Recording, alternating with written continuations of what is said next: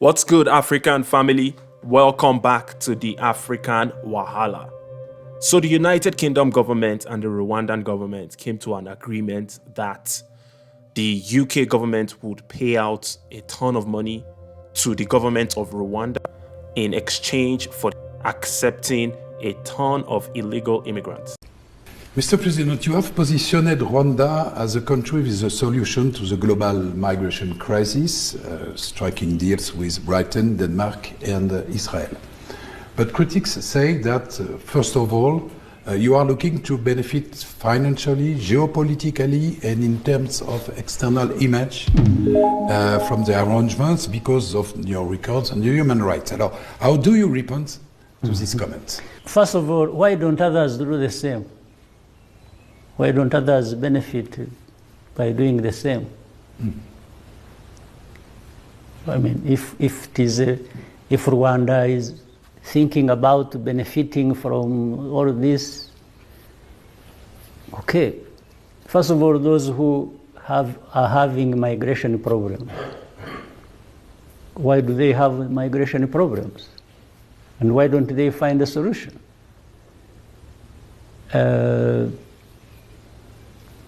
Without Rwanda,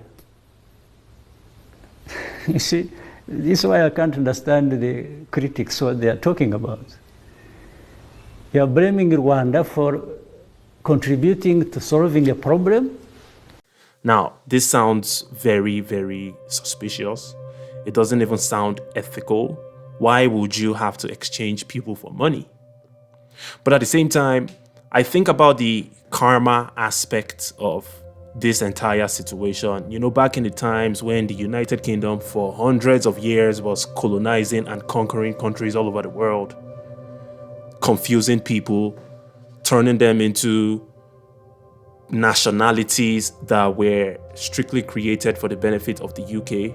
And now, a lot of those people are from countries that are experiencing lack of amenities and infrastructure, political turmoil, economic instability as a result of seeds that were sown by countries like the UK 200 years ago.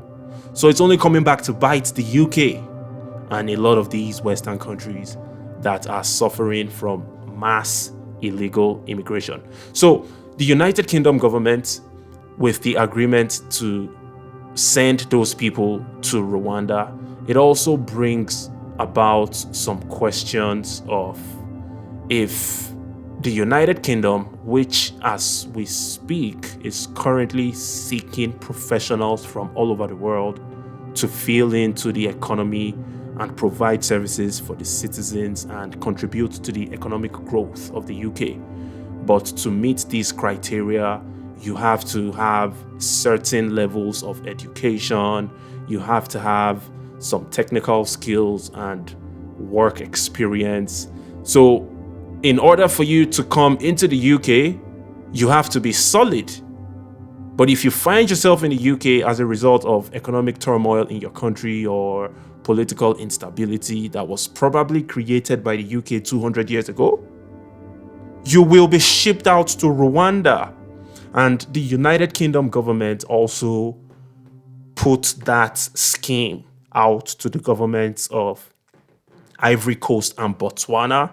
We haven't heard from the Ivory Coast government on their response to the proposal to have illegal immigrants shipped to Ivory Coast. But the government of Botswana came out and turned down the proposal. They claimed that it's not the right time for this. Listen, man, I don't understand why this world is so unfair. Like, world politics it just shows you that life is unfair. Botswana is one of the last havens in Africa, as far as I'm concerned. It's such a peaceful country, beautiful people and landscape, moderate population, tons of natural resources, decent standard of living, decent climatic conditions. But somehow the United Kingdom has decided to send in potential terrorists and drug dealers and killers to Botswana. So I feel like the government of Botswana did a good thing by turning down that offer from the UK government. The government of Rwanda, on the other hand, very, very sketchy to have accepted such a deal, especially when you understand that the only people that go to the United Kingdom are professionals that have invested heavily in their education and work experience. Meanwhile, the United Kingdom is trying to offer you people that potentially have nothing but a negative impact on your country. There's this argument about whether Britain should send are they refugees, asylum seekers to Rwanda for processing before a decision is made about what should happen to them. Now, those who are opposing this in Britain keep saying, oh, you know, Rwanda is not a democracy and these people's rights are not going to be respected and so on and so forth. But actually what people do not seem to take into account is that Britain suggested this to Rwanda after Rwanda had actually been doing this for years by itself. When President Kagame became the chairman of the AU, he decided that African refugees who were being mistreated in Libya, who were being sold as slaves and so on and so forth, could be relocated from Libya and taken to other places where they would find safety. Now, he proposed this as something that could be taken up by different countries, but no country stepped up to do it. Now, Rwanda started evacuating African refugees from Libya. There were Ethiopians, Eritreans, Sudanese, different nationalities, and bringing them to Rwanda, housing them, feeding them, and keeping them in Rwanda pending their processing for relocation to third countries. Now, this wasn't funded by any foreign government, although the UNHCR was helping.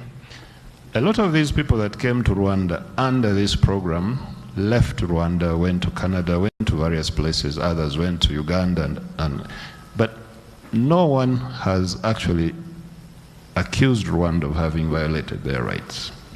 It's only until Britain saw what Rwanda was doing successfully on its own and suggested they could also actually handle their asylum seekers from Rwanda, that now this whole thing of, you know, these people, Rwanda is not safe for refugees, Rwanda is not safe for asylum seekers, and so on and so forth. That's one example. In Rwanda, we have a school of girls from Afghanistan. An entire school was relocated from Afghanistan and brought to Rwanda. Now, these young girls from Afghanistan and all their teachers have been living in Rwanda for years. God knows whether they will go back to Afghanistan or move on to another country, but they're living in Rwanda and they're safe. But every time I look at British media, the people in Britain who the government suggests should be brought to Rwanda are now being seen as hapless victims. These are going to be victims of suppression and blah, blah, blah, blah. We have a full medical school from Sudan, which has been relocated to Rwanda. Dozens of Sudanese young medical students are now living and studying in Rwanda. The whole school was evacuated to Rwanda. No one is telling us that these people are being suppressed or oppressed or their rights are being violated. So it's this continuous misreporting by these pompous Western journalists who are ignorant of what happens in the country that now informs international public opinion about Rwanda. But the facts are there and anyone can see them. And then what makes it worse? There is this member of parliament in the UK. He goes by the name James Cleverly. Now, Cleverly is of African descent. I'm not sure what part of Africa he is from. He basically said that Rwanda would benefit from the deal because during the genocide in 1994, Rwanda lost a huge percentage of its population. And if the United Kingdom exporting potential criminals, terrorists, and maybe some good people to Rwanda, those people can fill in for the missing population. So Mr. Cleverly said, Africa, and I am half African, so I can be a bit more critical than others would feel comfortable. But the sad truth is that Africa as a continent is often perceived as an exporter of problems and an exporter of difficulties. Rwanda recognizes that if they are going to compete on the world stage, they have to be quite creative with their global offer. It is quite clear to me that the Rwandans want to export solutions, and that is part of what is going to be their offer to the international community.